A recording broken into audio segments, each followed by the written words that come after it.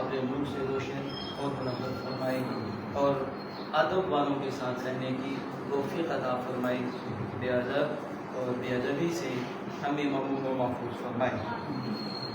اللہ جل وعلا ادارہ کتاب میں فرماتا ہے الذین یتبعون الرسول النبی الأمی، الذین وہ جو یتبعون پیروی کرتے ہیں، وہ جو اتباع کرتے ہیں اور پیروی کریں کس کی؟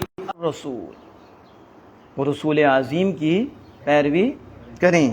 وہ رسول عظیم ایک تو شان ہے وہ رسول ہیں، دوسری شان یہ ذکر فرمائے النبی، بے پڑھے غیب کی خبر دینے والے، النبی الأمی یعنی انسانوں سے پڑھے بغیر غیب کی خبر دینے والے۔ پہلے فرمایا الرسول، پھر فرمایا نبی، کہ وہ اس رسول کی پیروی کرتے ہیں جو نبی امی ہیں، نبی ہیں غیب کی خبر دینے والے ہیں، امی ہیں انسانوں میں سے کسی سے نہیں پڑھے، بے پڑھے غیب کی خبر دینے والے۔ کیا آج بہت ہی لوگ پڑھ گئے ہیں، یعنی رسول اللہ کے پیچھے، کس کے پیچھے؟ وہ کہتے ہیں نبی اور ساتھ کہتے ہیں امی۔ خود تھوڑی سی عقل ہی کسی سے لے لو۔ لیکن اعلیٰ حضرت فرماتے ہیں وہابیوں کو مروان کی جہالت پہنچی ہے، وہابیوں کو مروان کی جہالت پہنچی ہے، اس لیے اسے سمجھ نہیں آئی تو انہیں سمجھ کیسے آئے گی؟ یعنی ان کا حال کیا ہے؟ پوچھو نبی امی، تو امی کو نہ کہتے جو پڑھے نہیں، اور کہتے ہیں نبی بھی، نبی ہو پڑھا نہ ہو۔ اور نبی کسے کہتے ہیں؟ جو غیب کی خبر دینے والا ہے۔ اور یہ جو معنی ہے یہ کوئی پاکستان کا گڑا ہوا نہیں ہے، اور یہ ہندوستان سے لیا ہوا معنی نہیں ہے، اور اعلیٰ حضرت عظیم مرتبت نے اپنی طرف سے یہ معنی نہیں دیا۔ اس کے پیچھے لغات ہیں، اس کے پیچھے اکابر ہیں، اہل لغت ہیں کہ جنہوں نے اس کا معنی بیان فرمایا ہے کہ نبی کسے کہتے ہیں؟ نبی اسے کہتے ہیں جو اللہ کی عطا سے غیب کی خبر دینے والا ہے۔ تو النبی، اور آگے کیا کہنا؟ نبی، اور نعوذ باللہ من ذالک کہنا وہ نبی جو نہ پڑھنا جانتے تھے نہ لکھنا جانتے تھے۔ اچھا، ساتھ نبی بھی، یعنی سپرلیٹیو ڈگری نبی، اور ساتھ کیا کہنا؟ وہ تو نبی نہ پڑھنا جانتے تھے نہ لکھنا جانتے تھے۔ تو کہا پھر اپنے اوپر رو، تمہیں پتہ ہی نہیں۔ امام اہل سنت الشام رضا حافظ بریلوی علیہ رحمۃ الرحمن اس کا ترجمہ کیا؟ وہ جو پیروی کرتے ہیں رسول کی، کون رسول؟ جو بے پڑھے غیب کی خبر دینے والے، بے پڑھے یعنی دنیا میں کسی انسان سے نہیں پڑھے، تو بے پڑھے امی، بے پڑھے غیب کی خبر دینے والے، یہ ہے شان، یہ ہے ترجمہ کنز الایمان، ترجمہ کنز الایمان، اور اس کے مصنف ہیں الشاہ رضا خان علیہ رحمت الرحمن۔ اب دیکھیں آپ نے کہ یہ لوگ کہاں کہاں پسر رہے ہیں۔ آج صرف طارق مسعود نے آج یہ جو گفتگو کی ہے اور یہ اب پینترا بدل رہا ہے، اسے سمجھ آ گئی ہے کہ لوگ اتنے بچے بھی نہیں ہیں۔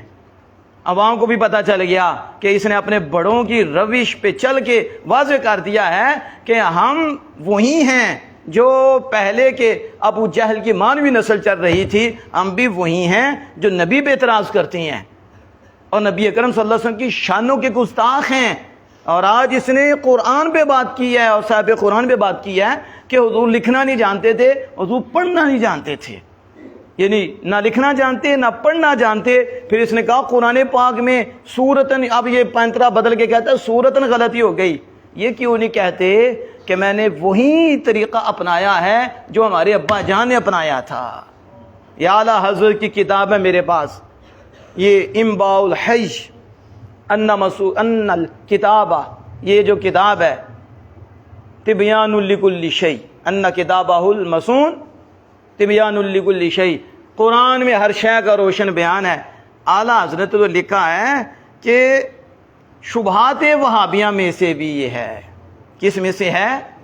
یہ آج طارق مسعود نہیں بولا، اس کے باپ پہلے ہی بول گئے تھے تو اعلیٰ حضرت نے اپنی کتاب میں لکھا، کہا وابیہ کے شبہات میں سے یہ ہے، وہ کہتے ہیں کہ امی کا مطلب یہ ہے کہ نعوذ باللہ من ذالک رسول اللہ صلی اللہ علیہ وسلم نہ لکھنا جانتے تھے نہ، یعنی حضور سے لکھنے اور پڑھنے کی نفی، علم کی نفی کی ہے کہ حضور کو اس کا علم ہی نہیں ہے، نعوذ باللہ من ذالک، اور جسے ان پڑھ کہتے ہیں، نعوذ باللہ من ذالک۔ اور کسی نے بڑے خوش انداز میں جواب دیتے ہوئے کہا تھا کہ جب جبریل امین علیہ السلام حضور کی بارگاہ میں آئے تو انہوں نے کہا پڑھیے اقرا، تو رسول اکرم صلی اللہ علیہ وسلم ما انا بقارئ، ما انا، اب دیکھو ما یہ سارے جانتے ہیں، جو طلبہ جانتے ہیں ما نافیہ ہے، ما آنا، آنا دوسرا کلمہ ہے، ما ایک کلمہ ہے، تو دو کلمے ہو گئے، با ایک اور کلمہ ہے اور قارئین ایک اور کلمہ ہے، تو کتنے کلمے ہوئے؟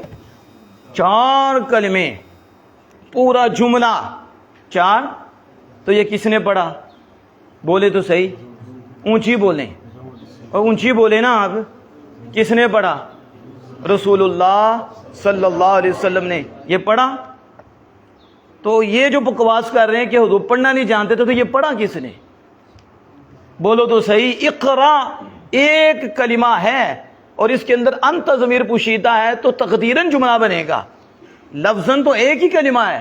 تو کہتے ہیں حضور پڑھنا نہیں جانتے تھے تو آپ نے اقرا نہیں پڑھا۔ ہم نے کہا اس لیے جب خدا ایمان لیتا ہے تو عقل بھی چھین لیتا ہے، عقل ہوتی تو نہ لیتے خدا سے لڑائی، یہ گڈھائیں اسے منظور بڑھانا تیرا، اب بے عقلو اقرا کلمہ پڑھنا نہیں جانتے تھے تو مانا بقارئین کس نے پڑھا ہے؟ یہ پورا جملہ کس نے پڑھا ہے؟ اگر حضور پڑھنا ہی نہیں جانتے تھے تو یہ ما انا بقارئین، اے جبریل میں تجھ سے پڑھنے والا نہیں ہوں، میں تجھ سے، تو اقرا کلمہ نہیں پڑھ سکے تو مانا بقارئین پڑھ دیا ہے۔ تو ہے ایسے مبلغوں پر، ایسے دین کے دعوے داروں پر کہ جو رسول اللہ کی ذات پہ ایسی تنقیدیں کرتی ہیں، نعوذ باللہ من ذالک۔ اس لیے ہم نے کہا چھوڑو ان لوگوں کو، یہ تو ان کے بڑوں نے بھی بے ادبیاں گستاخیاں کی، اور انہوں نے یہی کہا جو آج یہ طارق مسعود کہہ رہا ہے، نہ لکھنا جانتے نہ پڑھنا جانتے تھے، حالانکہ حضور ہمارے جبریل مانا بقارئین، میں تجھ سے پڑھنے والا نہیں ہوں۔ جو پورا جملہ پڑھ سکتے ہیں وہ ایک کلمہ نہیں پڑھ سکتے، اس کی سمجھ آئی؟ تو اب یہ جو کہتا ہے کہ وہ نہ لکھنا جانتے تھے نہ پڑھنا جانتے تھے، تو اعلیٰ حضرت فرماتے ہیں کہ یہ تو وہابیوں کا شبہ ہے۔ سمجھ آ رہی ہے آپ کو؟ یعنی یہ آج کا مسئلہ نہیں، ان کے آباء و اجداد نے بھی یہ لکھا ہے، اور انہوں نے یہ کہا ہے کہ نعوذ باللہ حضور لکھنا نہیں جانتے تھے، پڑھنا نہیں جانتے تھے۔ تو اعلیٰ حضرت عظیم مرتبت اس کی وضاحت کرتے ہوئے کہتے ہیں اقولو، یعنی سوال تھا لمبا کہ جس میں انہوں نے کہا کہ حضور نہ لکھنا جانتے ہیں نہ پڑھنا، یعنی لکھنے کا علم بھی نہیں ہے، یہ یاد رکھنا ہے، لکھنے کا اور پڑھنے کا ایک ہے پڑھنا، ایک ہے لکھنا، یہ ہے قدرت۔ یہ کیا ہے؟ بولو تو صحیح نا۔ مثلا میں ایک مثال دیتا ہوں، آپ سارے ہی لکھنے والے ہیں، آپ لیکن لکھ رہے ہیں نہیں لکھ رہے، تو یہ بھی قوت ہے، یہ بھی کیا ہے؟ لیکن جو لکھ رہا ہے یہ بالفعل ہے، یہ کیا ہے؟ یہ بالفعل کاتب ہے۔ یہ ایک ہے آپ کو لکھنے کا علم کہ یوں لکھا جاتا ہے، یوں، لیکن دوسرا ہے ملکہ، قدرت، کہ آپ اس طرح لکھ سکتے ہیں، تو ہو سکتا ہے آپ اس طرح نہ لکھ سکیں، آپ اس طرح، لیکن اس میں یہ نہیں ہوگا کہ آپ اچھی طرح لکھ نہیں سکتے تو آپ کو علم بھی نہیں ہے۔ کوئی بیوقوف ہی ہوگا کہ جو ایسا جملہ بولے گا کہ انہیں تو لکھنے کا جو لکھا جاتا ہے اس کا بھی علم نہیں کہ کس طرح لکھا جاتا ہے۔ کہا یہ تیرے کس باپ نے سکھایا تمہیں کہ جو اچھی طرح لکھ نہیں سکتا، لکھنے کی قدرت نہیں رکھتا، اسے لکھنے کا علم بھی نہیں؟ تو علم اور شے ہوتی ہے، علم اور شے ہوتی ہے، اور لکھنا، اس پہ قدرت رکھنا، یہ اور شے ہوتی ہے۔ اسے قدرت کے باب سے کہا جاتا ہے، اور جو علم ہوتا ہے اسے لکھا نہیں جاتا اور لکھنے کی وہ قدرت نہیں رکھتا، تو اسے علم کے باب سے تعبیر کرتے ہیں۔ جہاں علم ہو اور لکھا نہ جائے تو کہتے ہیں علم ہے لیکن لکھنے کی قدرت نہیں ہے، لکھنے کی تو قدرت اور شے ہوگی، ملکہ اور شے ہوگا، علم اور شے ہوگی، علم۔ تو اعلیٰ حضرت اس پہ جواب دیتے ہوئے آپ نے یہی بات آپ نے فرمائی کہ پس فرمائی یہ بات جو انہوں نے کہی کہ امی وہ ہے جو نہ لکھے، اور ابن عباس رضی اللہ تعالیٰ عنہ کا قول نقل کیا کہ آپ نے کہا امی وہ ہے جو نہ لکھے، تو آپ نے فرمایا سنو، پس اگر علم سے مراد ملکہ ہے، علم سے مراد کیا مطلب؟ اچھی طرح اور عمدہ طریقے سے نہیں لکھ سکتے، کیا مطلب؟ اچھی طرح اور عمدہ طریقے سے لکھنا نہیں جانتے، پھر بولو اچھی طرح اور عمدہ طریقے سے لکھنا نہیں جانتے، میں تو اعلیٰ عظمت ہے یہ بات سچ ہے، یہ بات سچ ہے، اور یہ بات قدرت میں سے ہوگی، یہ بات علم کے باب سے نہیں ہوگی، علم کے یعنی اچھی طرح لکھنا نہیں جانتے تو یعنی اس کی قدرت نہیں ہے، اس کا یہ مطلب نہیں ہے کہ اس کا لکھنے کا علم ہی نہیں ہے، لکھنے کا علم نہیں ہے۔ اس میں اعلیٰ حضرت نے بڑی خوبصورت بات کی، آپ کہتے ہیں دیکھو اللہ تعالیٰ کا علم ہر شے کو گھیرے ہوئے ہے، کوئی ایسی شے ہے جو اللہ جل وعلا کے علم سے باہر ہے؟ بولیں پھر کوئی ایسی شے ہے جو اللہ تعالیٰ کے علم سے باہر ہو؟ کوئی نہیں نا، تو اللہ تعالیٰ لکھتا ہے؟ اللہ تعالیٰ کو یہ ملکہ حاصل ہے کہ وہ بھی عمدہ طریقے سے لکھے؟ بولو تو صحیح۔ تو اعلیٰ حضرت فرماتے ہیں ہر شے کا علم اللہ کو ہے اور ہر شے کا جانے والا ہے اللہ، حالانکہ وہ ان سب کے ملکہ سے بلند و بالا ہے کہ ہر شے کو اچھی طریقے سے لکھے، اچھی طریقے سے لکھے۔ یہ جو ملکہ ہے اللہ پاک اس سے تو بلند و بالا ہے، اسے تو کیا یہ اللہ کے لیے عیب ہوگا؟ کیا یہ عیب ہوگا؟ علم نہیں ہے، علم تو اللہ کو ہے، علم تو اب وہ نہیں لکھتا تو کیا مطلب وہ جانتا ہی نہیں ہے، وہ کسی شے کو نہیں جانتا۔ کہا علم کے یتیموں ادھر آؤ، حضور اچھی طرح لکھنا نہیں جانتے تھے تو اس کا یہ مطلب نہیں ہے کہ اللہ کی عطا سے ہر شے کا علم نہیں تھا اور ہر شے کس طرح لکھی جاتی ہے اس کا علم نہیں تھا۔ یہ کہاں سے گڑھ لیا ہے؟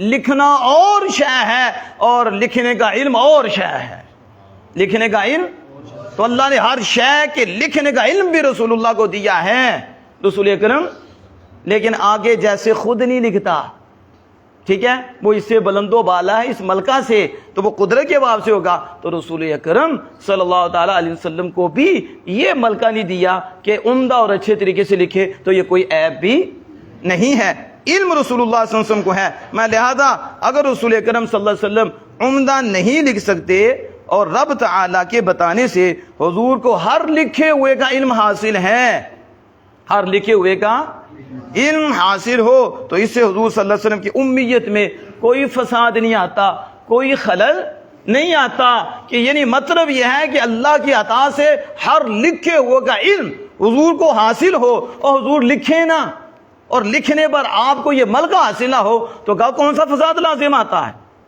اگر یہی فساد لازم آتا ہے تو پھر اللہ جل وعلا کے متعلق کیا کہو گے کہ ہر شے لکھے ہوئے کا علم اللہ پاک کو ہے لیکن اللہ پاک کو یہ ملکہ نہیں ہے، اللہ پاک کے لیے یہ ملکہ نہیں ہے۔ تو اعلیٰ حضرت نے بڑے خوبصورت انداز میں اس کو سمجھایا۔ پھر اعلیٰ حضرت زمردوت آگے اس کی مزید وضاحت کرتے ہوئے آپ فرماتے ہیں کہ دیکھو آثار و مرویات میں یہ موجود ہے کہ نبی اکرم صلی اللہ علیہ وسلم خط کے حروف اور اچھی شکل و صورت کو پہچانتے تھے، یہ اب حدیث پاک میں آیا ہے، احادیث میں آیا کہ آپ لکھنے کی صورتوں کو اچھی طرح جانتے تھے، اور نبی اکرم صلی اللہ علیہ وسلم ان کی شکلوں کو، حروف کو، کہ کس طرح لکھوانا ہے، کس طرح لکھنا ہے، یہ سب کچھ رسول اکرم صلی اللہ علیہ وسلم پہچانتے تھے۔ رسول اللہ صلی اللہ علیہ وسلم فرماتے ہیں کہ بسم اللہ کی سین کو کشش دے کر لکھو، کشش کھینچ کے لکھو، اور اسے ابن شبان نے بطریقہ ابن عباس رضی اللہ تعالیٰ عنہما روایت کیا۔ اور اعلیٰ حضرت ایک اور حدیث باغ میں ذکر فرماتے ہیں کہ حضرت امیر معاویہ رضی اللہ تعالیٰ عنہ حضور اقدس صلی اللہ علیہ وسلم کے سامنے لکھ رہے تھے، جب وہ لکھ رہے تھے تو نبی اکرم صلی اللہ علیہ وسلم نے فرمایا دوات میں روئی ڈال لو، دوات میں روئی ڈال لو، اور فرمایا قلم کو ترچھا قط دو۔ اب قلم کے بارے میں فرما رہے ہیں، قلم کو ترچھا قط دو اور با کو سیدھا لکھو۔ اب بسم اللہ لکھی جا رہی ہے، فرمایا با کو سیدھا لکھو اور سین کو شوشوں کے ساتھ جدا جدا لکھو۔ اب سین کو شوشوں کے ساتھ جدا جدا لکھو، میم کو اندھا نہ کرو، میم کو اندھا نہ کرو، اس کا دائرہ کھلا رکھو. اب اس کا دائرہ بھی کھلا رکھو اور اس میں جلالت اللہ کو عمدہ لکھو اور رحمان کو کشش دے کر لکھو اور رحیم کو خوبصورت بناؤ. اب یہ حدیث پاک میں آ رہا ہے، لیکن جن کا مذہب ہی یہ ہے انہیں حدیث نظر نہیں آتی، انہیں تو آمنہ کے لال نظر نہیں آتے کہ حضور کو علم اللہ نے دیا ہے، لیکن لکھنے کا جو ملکہ تھا اچھے طریقے سے وہ نہیں دیا، تو یہ کوئی عیب نہیں ہے. لیکن یہ مطلب نہیں کہ حضور جانتے نہیں تھے، حضور تو خود لکھواتے تھے، سین کو یوں لکھو، با کو یوں لکھو، یوں کشش دے کے لکھو، شوشے الگ الگ کر کے لکھو، با کو لمبا کر کے لکھو، اور رحمان کو کشش دے کے لکھو، کشش سے لکھو، اور رحیم کو خوبصورت لکھو. اس طرح اعلیٰ حضرت عظیم مرتبت نے اور بھی حدیث پاک ذکر کی، اور یہ بھی اعلیٰ حضرت نے ذکر کیا. نیز ثابت بن زید بن ثابت رضی اللہ تعالیٰ عنہ سے مروی ہے کہ رسول اللہ صلی اللہ علیہ وسلم فرماتے ہیں کہ جب تم لکھو تو بسم اللہ الرحمن الرحیم میں سین کو واضح کر کے دندانہ دار لکھو. کیا لکھو؟ یہ دندان جو ہوتے ہیں اس طرح لکھو. اب نبی کرم صلی اللہ تعالیٰ علیہ وسلم خود لکھوا رہے ہیں، خود لکھوا رہے ہیں. اسی طرح وما علمناه شعرا، ہم نے آپ کو شعر نہیں سکھایا. آپ ایک بیوقوف اٹھ کے گئے، حضور کو شعر کا علم ہی نہیں ہے. کہا تو تھوڑی دیر کسی کے بعد پڑھ لیتا ہو، سنیوں کے بعد تمہیں پتا چلے، تم صرف و نحو پڑھو، تمہیں صرف و نحو آئے.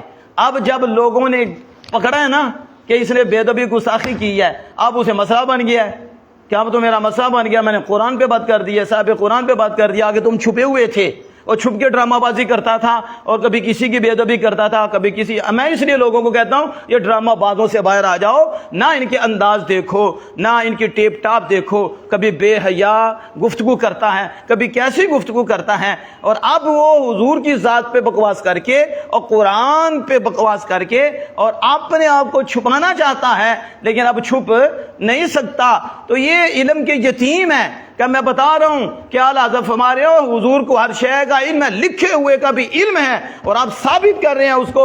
لیکن اچھی طرح لکھنا یہ قدرت ہے، یہ اللہ نے نہیں دی، اور یہ اللہ عز و جل کے لیے اپنے لیے بھی نہیں ہے کہ اللہ عز و جل سب کو جانتا ہے. پھر حضور نے لکھوایا بھی ہے، آپ صلی اللہ علیہ وسلم نے لکھوایا بھی، لیکن وما علمناه شعرا، ہم نے آپ کو شعر نہیں سکھایا.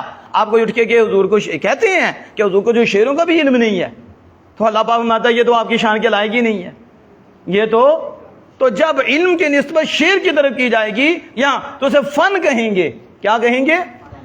فن. اس کا یہ مطلب نہیں کہ آپ کو علم ہی نہیں ہے، آپ کو اس کا علم بھی ہے لیکن آپ کا کام یہ نہیں ہے. وما علمناه شعرا وما ينبغي له، محبوب یہ آپ کی شان کے لائق نہیں. تو کیا اللہ کو اس کا علم نہیں ہے؟ اللہ کو نہیں، اللہ کو فن کا بھی علم ہے.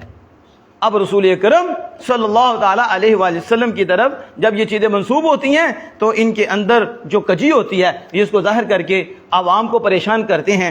آخری بات کر کے میں ختم کرتا ہوں. اعلیٰ حضرت امام اہل سنت الشام رضا فاضل بریلوی علیہ رحمۃ الرحمن یہ حدیث پاک لائے، جو حدیث پاک ابن ماجہ میں بھی ہے، ترمذی، امام عارف اور ابن ابی حاتم اور ابن مردودیہ یہ یزید بن ابی مالک انس رضی اللہ تعالی عنہ کے طریق سے لائے کہ فرماتے ہیں کہ شب معراج میں نے رسول اکرم صلی اللہ علیہ وسلم فرمایا میں نے دروازہ جنت پر لکھا ہوا دیکھا. بولو ذرا. آپ صلی اللہ علیہ وسلم فرماتے ہیں شب معراج میں نے جنت کے دروازے پر لکھا ہوا دیکھا کہ صدقہ 10 گنا، صدقہ کتنا اجر؟ 10 گنا، اور قرض 18 گنا ہے. قرض کتنا ہے؟ لیکن لکھا ہوا دیکھا. یہ لکھنے کا علم ہے کہ نہیں؟ کس طرح لکھا ہوا تھا؟ میں اس لیے کہہ رہا ہوں کہ ان کا تعلق تو قرآن و حدیث سے ہے ہی نہیں. انہوں نے مذہب بنایا ہے کسی کے کہنے پہ، تو اب اس مذہب کے اندر ہی رہ کر یہ قرآن و حدیث کے بھی منکر ہوتے ہیں. انہیں نہیں رسول اللہ صلی اللہ علیہ وسلم سے کوئی تعلق، انہیں صرف اپنے مذہب کا ہے، ہمارا مذہب بچ جائے ہمارا. تو اس کو بچانے کے لیے یہ قرآن کا بھی انکار، حدیث کا بھی انکار، صحابہ پہ بھی الزام، رسول اللہ صلی اللہ علیہ وسلم پہ بھی الزام. اب یہ حدیث امام ترمذی، ابن ماجہ اور ابن حاتم، اب ابن مردودیہ یہ سارے لے کے آ رہے ہیں یہ حدیث پاک کہ رسول اکرم صلی اللہ علیہ وسلم شب معراج میں جنت کے دروازے پر لکھا ہوا دیکھا صدقہ 10 گنا ہے اور قرضہ 18 کتنے 18 گنا ہے۔ میں نے جبریل امین سے کہا کہ قرض کو کیا ہوا کہ وہ صدقہ سے افضل ہے؟ یہ الگ بات ہے۔ قرض کو کیا ہوا کہ صدقہ سے افضل ہے؟ حالانکہ صدقہ میں کتنی ہمدردی ہے، غریب لوگوں کا خیال کیا جاتا ہے، اس میں اللہ کی راہ میں دیا جائے، انفاق فی سبیل اللہ ہے، تو صدقہ سے قرضہ افضل ہو گیا، یہ کیوں افضل بنا؟ جبریل امین نے عرض کیا سائل سوال کرتا ہے حالانکہ اس کے پاس کچھ رہتا ہے، جو مانگنے والا سوال کرنے والا سوال کرتا ہے اس کے پاس کچھ رہتا ہے، اور قرض لینے والا ضرورت پر ہی قرض لیتا ہے، اس کے پاس کچھ ہوتا نہیں، اسے ضرورت ہوتی ہے، جبکہ مانگنے والے کے پاس کچھ تو ہوتا ہے تو وہ سوال کرتا ہے، اس لیے جو اس کو دیتا ہے 10 گنا، اور جو مقروض ہے جسے ضرورت ہے اس کے پاس تو کچھ نہیں، تو ضرورت کے پیش نظر قرض لیتا ہے اس لیے اس کے پاس کچھ نہیں، اب جو اس کے ساتھ ہمدردی کرتا ہے تو اس کا اجر بھی زیادہ ہے، اس کا اجر بھی۔ اس سے پتہ چلا آج کل کا صاحب نے گھر میں پیسے اتنے پڑے اور قرضہ لو، کوٹھیاں بنانی، بنگلے بنانے، ان کے لیے نہیں، فیکٹریوں پہ فیکٹریاں، اور پھر بینکوں سے بھی سود لینا اور پھر دینے کا سلسلہ شروع کرنا، یہ ان کی باتیں نہیں ہو رہی۔ جو جسے ضرورت ہے اس کے پاس کچھ نہیں تو وہ قرض لے رہا ہے، اب جو اسے اللہ کی رضا کے لیے دیتا ہے، سود نہیں کرتا، سود کا سلسلہ نہیں کرتا، اللہ کی رضا کے لیے دیتا ہے، اللہ پاک اس کو اتنا اجر دیتا ہے کہ صدقے سے بھی زیادہ ہے، صدقہ سے بھی۔ تو اس لیے قرض صدقہ سے افضل و بہتر ہے۔ کیا فرمایا جبریل امین؟ اس لیے قرض صدقہ سے، لیکن اس کو جو اعلیٰ حضرت نے کوٹ کیا، کس وجہ سے کوٹ کیا؟ اس وجہ سے کہ رسول اللہ صلی اللہ علیہ وسلم نے خود فرمایا میں نے لکھا ہوا دیکھا، میں نے، یہ جو کہتے ہیں کہ حضور کو پتہ ہی نہیں، کتابت کے نہیں پتہ، لکھے ہوئے کے نہیں پتہ، نعوذ باللہ من ذالک، تو ہم نے کہا علم کے یتیموں پڑھو حدیث پاک، حضور تو کہتے ہیں میں نے لکھا ہوا دیکھا ہے، تو آپ کو تو جو لکھا ہے اس کا بھی پتہ ہے، علم ہے، آگے اس پہ قدرت کہ اچھی طرح لکھنا یہ حضور کی شان ہی نہیں ہے، یہ حضور کی شان ہی نہیں۔ اس پہ پھر علماء کی آگے گفتگو ہیں، اس لیے میں نے چاہا کہ اعلیٰ حضرت عظیم مرتبت کی کتاب سے کچھ وضاحت دوں تاکہ جو لوگ ابھی بھی پریشان ہیں انہیں پتہ چلے کہ آپ اس وجہ سے پریشان ہوں کہ اس نے بے ادبی کی ہے، اس نے گستاخی کی ہے رسول اللہ صلی اللہ علیہ وسلم کی، اور یہ صرف آج کا نہیں، ان کے بڑوں کا بھی یہی طریقہ ہے، اور اعلیٰ حضرت عظیم مرتبت نے ان کو ہائی لائٹ کیا اور ان کو واضح کیا کہ یہ ان کے شبہات ہیں، ان میں یہ بھی بیماری ہے، ان میں یہ بھی بیماری ہے، یہ بھی بیماری ہے، یہ بھی، لہذا تم سن کے بیمار نہ ہونا، تم سن کے تم تندرستوں کے ساتھ ہی رہو، کن کے ساتھ؟ تندرستوں کے ساتھ ہی رہو۔ میں اسی شعر پہ اپنی بات کو ختم کرتا ہوں۔ اعلیٰ حضرت عظیم مرتبت نے بڑے خوبصورت انداز میں کہا تھا، کیا کہا تھا؟ ہم رسول اللہ کے، کیا شعر ہے پورا؟ کیا فرمایا؟ جنت تجھ سے اور جنت سے کیا مطلب، تجھ سے اور جنت سے کیا مطلب، وہاں بھی دور ہو، کیا ہو؟ یہ اعلیٰ حضرت لکھ رہے ہیں کہ یہ جو حضور کو ان پڑھ کہتے ہیں یہ وہابیوں کا طریقہ ہے، نعوذ باللہ من ذالک، تجھ سے اور جنت سے کیا مطلب، وہاں بھی دور ہو، ہم رسول اللہ کے، جنت رسول اللہ کی۔ اللہ جل وعلا سے دعا ہے کہ اپنے محبوب کریم صلی اللہ علیہ وسلم کے صدقہ سے اس امت کو ایسے بے ادب اور گستاخوں سے معمور و محفوظ فرمائے، اور علماء حق اہل سنت و جماعت کے ساتھ رہنے کی توفیق عطا فرمائے۔ وآخر دعوانا ان الحمد للہ رب العالمین۔